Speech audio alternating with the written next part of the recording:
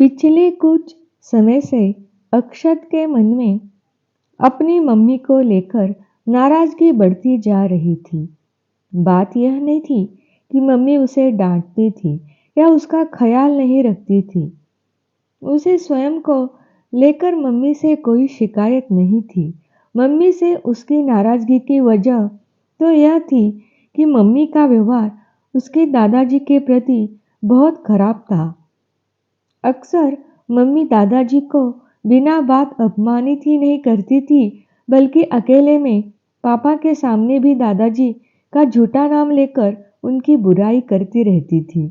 उस दिन तो मम्मी ने हद ही कर दी थी, जब नाना जी के सामने उन्होंने दादाजी का अपमान किया। तो दादाजी को अच्छा नहीं लगा और वे चुपचाप बिना नाश्ता किए टेबल से उठ गए। दादाजी का नाराज होना भी गलत नहीं था। बात तो बस इतनी सी थी कि दादाजी ने केवल मम्मी को इतना कहा कि अर्चना, लगता है आज तुमने भूल से उपमा में नमक 2 बार डाल दिया। दादाजी का इतना बोलना भर था कि मम्मी गुस्से में उबल पड़ी। बाबूजी, अब बुढ़ापे में भी आपका यही काम रह गया है कि आप सारे समय मेरे काम में गलतियां ढूंढे। यह तो नहीं कि जो कुछ मिला खा लिया। मम्मी इस तरह चिल्लाने से दादाजी नहीं, बल्कि टेबल पर बैठे सभी लोग चौंक गए थे। मम्मी की बात पर अक्षत को बहुत ही गुस्सा आया। उसका मन किया कि वह भी दादाजी के साथ टेबल से उठ जाए, पर मम्मी की बड़ी बड़ी लाल आंखें देखकर उसकी हिम्मत नहीं हुई। उसने पापा की ओर देखा। वे चुपचाप नाश्ता करते रहे। उसे पापा पर भी बहुत क्रोध आया। वे मम्मी के इस तरह के व्यवहार करने पर उन्हें डांटते क्यों नहीं, उनसे इतना डरते क्यों हैं? नाना जी ने मम्मी को जरूर कहा, बेटी, तुमको अपने ससुर जी से इस तरह बात नहीं करनी चाहिए थी। इस पर मम्मी अपना ही रोना रोने लगी और अपनी सफाई में धड़ल्ले से झूठ बोलने लगी। मम्मी की बात सुनकर अक्षत हैरान हो रहा था। मम्मी उसे तो कहती है कि कभी झूठ नहीं बोलना चाहिए, पर खुद कितना झूठ बोल रही थी। वे दादाजी का कौन सा ध्यान रखती है? उन्हें अपनी शॉपिंग, किटी पार्टीज और फोन से फुर्सत मिले तो वे दादाजी का कोई काम करे। अक्षत को समझ में नहीं आता कि उसकी मम्मी दादाजी से बेवजह इतनी नाराज क्यों रहती है। एक दिन उसने दादाजी से पूछा भी कि जब मम्मी उनका अपमान करती है तो वे उनके साथ क्यों रहते हैं, वापस गांव क्यों नहीं लौट जाते। तो दादाजी ने उसको बताया कि उन्होंने अपनी सारी जमा पूंजी अपने दोनों बेटों की पढ़ाई लिखाई, उनकी शादी में लगा दी। जो थोड़ी बहुत रकम बची थी वह दादी जी की बीमारी में लग गई। अब उनके पास कुछ नहीं बचा है कि वे अलग रहकर अपना गुजारा कर सके। बस गांव में उनका एक छोटा सा घर है, जिसको वे अपने जीते जी नहीं बेचना चाहते। मम्मी पापा रोज उन पर दबाव डालते हैं कि वे अपना गांव का घर बेच दें, जिससे जो रुपया है उससे वे लोग शहर में अपना बड़ा घर खरीद ले। दादाजी इसके लिए तैयार नहीं है, इसलिए मम्मी पापा उनसे नाराज रहते हैं। अक्षत को यह सब अच्छा नहीं लगा। यही सब सोचते सोचते अक्षत की आंख लग गई। वह गहरी नींद में सो रहा था कि उसके दोस्त अभिनव ने उसे झिंझोड़ते हुए उठा दिया। अरे अक्षत, इस समय दिन में कैसे सो रहे हो? चलो मेरे घर चलो। मेरे दादाजी ने मेरे लिए एक सुंदर सी गिफ्ट लेकर आए हैं। अभिनव के उठाने पर अक्षत तैयार होकर उसके साथ उसके घर चल दिया। अभिनव उसके पड़ोस में ही रहता था और दोनों एक ही स्कूल और एक ही क्लास में पढ़ते थे। अभिनव ने उसे अपनी साइकिल दिखाई और अपने दादाजी से मिलाने घर के अंदर ले गया। अक्षत ने देखा अभिनव की मम्मी के साथ खाने की टेबल पर एक बुजुर्ग बैठे थे। अक्षत भी उन लोगों के साथ खाना खाने बैठ गया। अक्षत देख रहा था कि अभिनव की मम्मी बहुत प्यार से उसके दादाजी को एक एक चीज के लिए पूछ रही थी। अक्षत को अनायास से अपनी मम्मी याद आ गई। वे तो कभी भी उसके दादाजी को इतने प्यार से नहीं खिलाती। वह जो भी चीज बनाती है सबसे पहले पापा को परसती है, फिर उसे तथा सबसे अंत में दादाजी की प्लेट में बहुत बेमन से डालती है। अक्षत के नाना जी कई दिनों से अक्षत की मनोदशा का अध्ययन कर रहे थे। उन्होंने अक्षत से पूछा, अक्षत बेटा, मैं 3-4 दिनों से तुमको देख रहा हूँ। तुम्हारे हाथ में पढ़ाई की किताब होते हुए भी तुम्हारा ध्यान कहीं और रहता है। क्या बात है? तुम इतने परेशान क्यों हो? अक्षत पहले तो कुछ देर तक चुप रहा, पर उनके बार बार पूछने पर बोला, नाना जी, मम्मी सारे समय दादाजी का इतना अपमान क्यों करती है? मैंने आज अभिनव के मम्मी पापा को देखा। वे तो उसके दादाजी की इतनी इज्जत करते हैं। फिर मेरी मम्मी ऐसी क्यों है? आप तो उनके पापा हैं। आप उन्हें कुछ कहते क्यों नहीं? नानाजी ने अक्षत के कंधे पर हाथ रखते हुए कहा, ओह, लगता है तुम्हें अपने दादाजी से बहुत प्यार है। सच कहो बेटा, तुम्हारी मम्मी का बर्ताव मुझे भी पसंद नहीं, पर उसको समझाना इतना आसान नहीं है।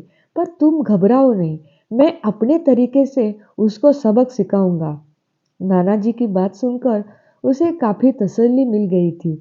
नानाजी 10 दिनों का प्रोग्राम बनाकर आए थे, पर 5-7 दिनों बाद ही उन्होंने वापस जाने का मन बना लिया। दामाद बेटी तथा अक्षत ने उन्हें रोकने की बहुत कोशिश की, पर उन्होंने जरूरी काम का बहाना बनाकर उनकी बात अनसुनी कर दी। जाते जाते वे अपनी बेटी और अक्षत को क्रिसमस की छुट्टियों में दिल्ली आने का न्योता दे गए थे। हालांकि अक्षत के मम्मी पापा क्रिसमस की छुट्टियों में गोवा जाने का प्रोग्राम बना रहे थे, पर नानाजी के बहुत आग्रह करने पर उसकी मम्मी ने कुछ दिनों के लिए दिल्ली जाने का प्रोग्राम बना लिया। अक्षत को लेकर अर्चना अब अपनी पिहर गई, तो उसने अपने घर का माहौल काफी बदला हुआ लगा। एक तो अपनी माँ की मृत्यु के बाद वो पहली बार पिहर गई थी, इसलिए भी उनकी अनुपस्थिति में घर उसे बहुत सोना लग रहा था। फिर बाबूजी भी बहुत उदास और सुस्त लग रहे थे। अर्चना सोचने लगी, 2 महीने पूर्व जब बाबूजी उससे मिलकर गए, तब तो इतने बुझे बुझे से नहीं थे। उसने बाबूजी से पूछा भी तो उन्होंने यह कहकर टाल दिया कि रिटायरमेंट के बाद अकेले बैठे समय काटना उनके लिए बहुत दुश्वार हो जाता है। बेटे बहुएं सब अपने अपने कामों में व्यस्त रहते हैं। दोनों भाइयों ने अपने दोनों बड़े बच्चों को हॉस्टल भेज दिया था। घर में दोनों के 2 छोटे बच्चे रह गए थे। वे भी दिन भर अपने स्कूल ट्यूशन में व्यस्त रहते हैं। शाम को खेलने चले जाते हैं। रात को भी उनके पास केवल टीवी पर अपनी पसंद का कार्टून चैनल देखने आते हैं। उस समय भी अगर वे अपनी पसंद का कोई कार्यक्रम देखते होते हैं और उन्हें रिमोट पकड़ाने में 2-4 मिनट की ही देर हो जाती है, तो चिल्ला चिल्ला कर अपनी मम्मियों को बुला लेते हैं। बाबूजी, आप बच्चों को प्यार नहीं कर सकते तो कम से कम उन्हें रुलाया तो मत कीजिए। आप तो दिन भर टीवी देखते ही हैं। जब बच्चों का देखने का समय होता है तो भी आप भी बीच में उनको डिस्टर्ब करते हैं। अर्चना ने देखा, इस बार उसके भाइयों के रवैये में भी बहुत परिवर्तन हो गया था। रिटायरमेंट के पूर्व वे बाबूजी का जितना मान सम्मान करते थे, वह सब तो समाप्त ही हो चला था। अब तो वे बात बात में बाबूजी की अवमानना करने में नहीं चूकते थे। उस दिन भी खाने की मेज पर जब सब बैठे, तो बाबूजी की तबीयत ठीक नहीं होने के कारण खाना खाते समय निवाला उनके मुंह में न जाकर उनके कपड़ों पर गिर गया, तो बड़े भैया का कितना मूड खराब हो गया था। वे झल्लाते हुए तुरंत बोल उठे, अमिता, बाबूजी को तुम अलग मेज पर बैठा कर खाना क्यों नहीं खिलाती? बार बार उनके मुंह से खाना गिरता रहता है। भोजन करने का मूड खराब हो जाता है। बस दूसरे दिन से बाबूजी को परिवार के सारे सदस्यों के साथ बैठने का जो एक मौका मिलता था, वह भी बंद हो गया था। बाबूजी अपने ही कमरे में कैद से हो गए थे। बाबूजी पर हो रहे अन्याय को देखते हुए भी अर्चना कुछ नहीं कर पा रही थी। उस दिन तो उन लोगों ने हद ही कर दी। जब उसके जाने के 2 दिन पूर्व उसके दोनों भाई भाभीियों ने उसे अलग कमरे में बुलाकर बाबूजी की शिकायतों का एक लंबा चौड़ा पुलिंदा उसके सम्मुख खोल दिया था। बड़े भैया कह रहे थे कि बाबूजी अपने 2 लाख की एफडी को तुड़वा कर उससे प्राप्त होने वाली धनराशि उन लोगों में क्यों नहीं बांट देते। इस उम्र में भी उनकी स्वार्थपरता को वे जी भरकर कोस रहे थे। उन्होंने अब उसे बताया कि वे बाबूजी को ओल्ड पीपल होम वृद्धाश्रम में रखने का मन बना रहे हैं। तो उनकी बात सुनते ही वह क्रोध और आवेश से तिलमिला उठी। तो नौबत यहाँ तक पहुंच गई कि अपने दो दो बेटों और बेटी होने के बाद भी बाबूजी को इस उम्र में वृद्धाश्रम की शरण लेने को बाध्य होना पड़ेगा। अक्षत पास ही बैठा था। जब उसने अपने मामा और मम्मी के बीच बहस होते देखी तो उनकी बातें सुन वह बहुत भोलेपन से पूछ बैठा, मम्मी ये ओल्ड पीपल होम क्या होता है? अब क्या नाना जी वही रहेंगे? क्या मैं भी उनके साथ जा सकता हूँ? अर्चना ने उसे डांटते हुए कहा, जब बड़े बात करते हो तो छोटों को बीच में नहीं बोलना चाहिए। तुम जाओ, बाहर जाकर खेलो। अक्षत के जाने के बाद उसने अपने भाइयों और भाभीियों को संबोधित करते हुए कहा, जब से मैं यहाँ आई हूँ बाबूजी के प्रति आप लोगों के व्यवहार को देखकर बहुत दुखी और क्षुब्ध हूँ। बाबूजी की तीन तीन बच्चों के होते हुए भी उन्हें अपने बुढ़ापे में वृद्धाश्रम की शरण लेनी पड़े, इससे अधिक शर्म की बात और क्या होगी। आप चिंता न करें, मैं बाबूजी को अपने साथ ले जाऊंगी। पर हाँ, एक बात जरूर कहूंगी, वाह भैया, जिन माता पिता ने इतने कष्टों से हमें पाल पोस कर बड़ा किया, उनको अपने जीवन की संध्या बेला में क्या हम इस तरह जलील और अपमानित करें? मैं परसों जा रही हूँ। बाबूजी का टिकट हम लोगों के साथ ही बनवा दे। मैं उन्हें अपने साथ ले जाऊंगी। कहती हुई वह गुस्से से बाहर निकल गई थी। रात को खाना खाने के बाद उसने जब अकेले में इस विषय पर बाबूजी से चर्चा की तो कुछ देर गंभीर रहकर सोचने के बाद बोले, बेटी, तुमने अभी जो कुछ भी मुझे बताया वह मेरे लिए कोई नई बात नहीं है। आज तो कमोवेश सभी जगह हम वृद्धों की ऐसी स्थिति है। ऐसे बिरले ही मिलेंगे जिन्हें इस अवस्था में अपने बच्चों से अपेक्षित मान सम्मान मिलता है। आज के युग में यह हमारी नीति ही बन गई है कि हम अपनी शारीरिक वेदनाओं को भोगने के साथ साथ अपनी मानसिक परेशानियों को भी मुक्त भाव से झेलते रहे। कुछ देर रुकने के बाद वे पुनः बोले, तुमने तो इन लोगों द्वारा मुझे वृद्धाश्रम भेजने की बात शायद यह सोचकर मुझसे छिपाई कि मुझे इस बात से गहरा सदमा लगेगा। पर आज दोपहर में ही अक्षत मुझे तुम लोगों के बीच हो रही बातचीत के विषय में बताता हुआ पूछ रहा था, नाना जी वृद्धाश्रम क्या होता है? मामा मामी आपको वहां भेजने की बात कर रहे थे तो मम्मी उनसे झगड़ा क्यों कर रही थी? मैंने पहले तो उनके प्रश्न को टालना चाहा, पर जब वो बार बार मुझसे पूछता रहा तो मुझे समझाना पड़ा कि जब बच्चों के दिलों और घरों में बड़ों के लिए जगह कम पड़ने लगती है तो उन्हें अपने अभिभावकों को वृद्धाश्रम भेजना पड़ता है। जानती हो, मेरी बात सुनकर उसने मुझसे क्या कहा? वो बोला, तब तो नाना जी आप अपने साथ मेरे दादाजी को भी क्यों नहीं ले जाते? मेरी मम्मी भी सारे समय पापा से कहती रहती है कि जब से दादाजी आए हैं उनकी प्राइवेसी खत्म हो गई है और घर छोटा पड़ने लगा है। दादाजी का भी घर में मन नहीं लगता। आप दोनों साथ रहेंगे तो टाइम पास हो जाएगा। अपनी बाबूजी की बात सुनकर अर्चना एकदम से झेप गई थी। उन्होंने उसकी ओर देखते हुए कहा, देखा बेटी, छोटे बच्चे कितने संवेदनशील होते हैं। वे कितनी जल्दी अपने ढंग से समस्या का समाधान ढूंढ लेते हैं। बाबूजी की बात सुनकर अर्चना कुछ क्षण मौन रहने के बाद बोली, बाबूजी, पर मैंने सोच लिया है कि आप मेरे साथ ही चलेंगे। इन लोगों के पास मैं आपको और जलील नहीं होने दूंगी। इन लोगों के पास भले ही आपके लिए जगह नहीं है, पर मेरे घर में आप आराम से रह सकते हैं। अक्षर के साथ उसका रूम शेयर कर सकते हैं। हाँ, एक बात और है, क्या आप इन लोगों की बातों में आकर अपनी एफडी बिल्कुल नहीं तुड़वाएगा।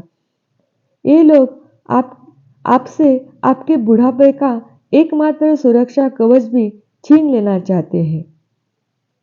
अपनी बेटी की बात सुनकर उनके चेहरे पर हल्की सी मुस्कान दौड़ आई। अर्चना के कंधे पर हाथ रखते हुए बाबूजी बोले, चलो, मुझे इतनी तसल्ली तो मिली कि इस बुढ़ापे में मेरे बेटे ने नहीं तो बेटी मुझे अपने साथ रखने को तैयार है।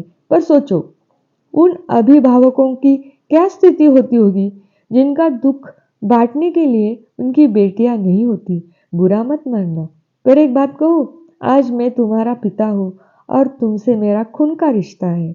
इसलिए तुम्हें आज मुझसे इतनी हमदर्दी हो रही है कि तुम मेरे लिए सब कष्ट उठाने को तैयार हो।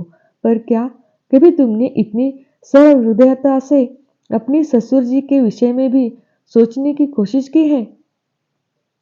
मैं अभी कुछ समय पूर्व ही तुम्हारे यहाँ जाकर आया हूँ।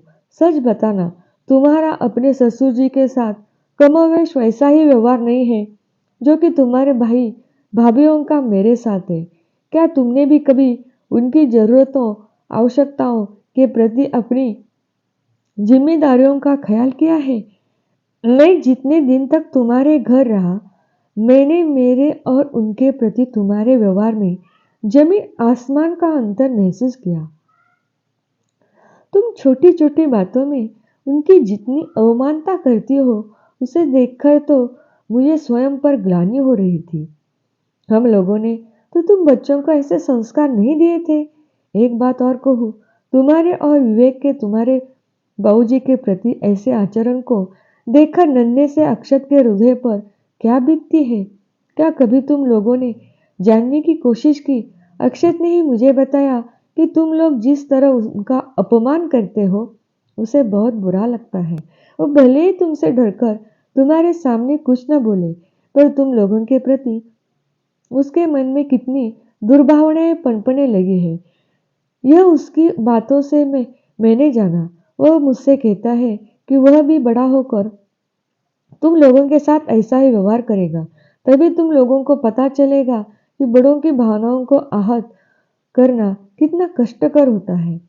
वो किशोरावस्था के जिस दौर से गुजर रहा है, यह उसके लिए बहुत ही संवेदनशील समय है। इस समय बच्चों के मन की कच्ची मिट्टी पर जो भी लकीरें बन जाती हैं, वह कभी जीवन भर नहीं मिट पाती। बाबूजी फिर कुछ देर चुप रहकर बोले, हाँ, एक बात और है। तुम मुझे तो आने वाले समय के लिए अपनी एफडी को बचा कर रखने की सलाह देती हो, फिर तुम लोग अपने बावजूद से कैसे उम्मीद करते हो कि वे भी अपना एकमात्र सुरक्षा कवच, अपना मकान तुम लोगों को सौंपकर तुम्हारे मोहताज हो जाए?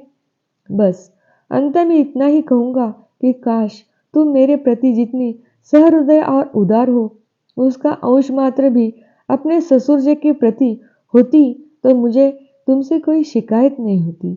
आज अक्षय की बातों ने मुझे प्रेरित किया कि मैं तुम्हें अपने कर्तव्य का बोध कराऊं। अब मेरी बात मानो या ना मानो, तुम्हारी मर्जी। बाबूजी की बातें सुनकर अर्चना का मन बहुत बोझिल हो गया था। वह चुपचाप वहां से उठ गई थी। दूसरे दिन वह अक्षत के साथ वापस अपने घर के लिए रवाना हो गई थी। भागती ट्रेन के साथ रास्ते भर उसके विचारों की उथल पुथल भी चलती रही, पर जब वह घर पहुंची तो उसका मन स्थिर हो गया था। घर पहुंचकर उसने अपने पहुंचने की सूचना बाबूजी को दे दी थी। उन लोगों के जाने के 3-4 दिन बाद जब अक्षत का अपने नाना जी के पास फोन आया तो वह बहुत खुश लग रहा था। उसने उनसे कहा, नाना जी, आपने तो मेरी मम्मी पर जादू कर दिया। सच में एकदम बदल गई है। अब वे दादाजी से बहुत अच्छे से बात करती है और उनका बहुत ध्यान रखती है। आपको विश्वास नहीं हो तो दादाजी से बात कर ले, कहते उनसे फोन अपने दादाजी को पकड़ा दिया था। दादाजी फोन पर केवल इतना ही बोल पाए, हर दयाल जी, आपने तो मेरी बहू को मेरी बेटी बनाकर भेज दिया। किन शब्दों में आपका आभार व्यक्त करूं? कहते कहते उनकी आवाज भर्रा गई थी। हर दयाल जी की आंखें भी नम हो गई थी। अपनी योजना को सफलतापूर्वक क्रियान्वित होते देखकर उन्हें गहरा संतोष मिला था। उन्होंने तुरंत अपने बेटों और बहुओं को बुलाया और उन्हें धन्यवाद देते हुए कहा, बच्चों, चलो, तुम लोगों के लिए सहयोग से अपने ड्रामा का सुखद अंत देखकर मुझे बहुत खुशी हो रही है।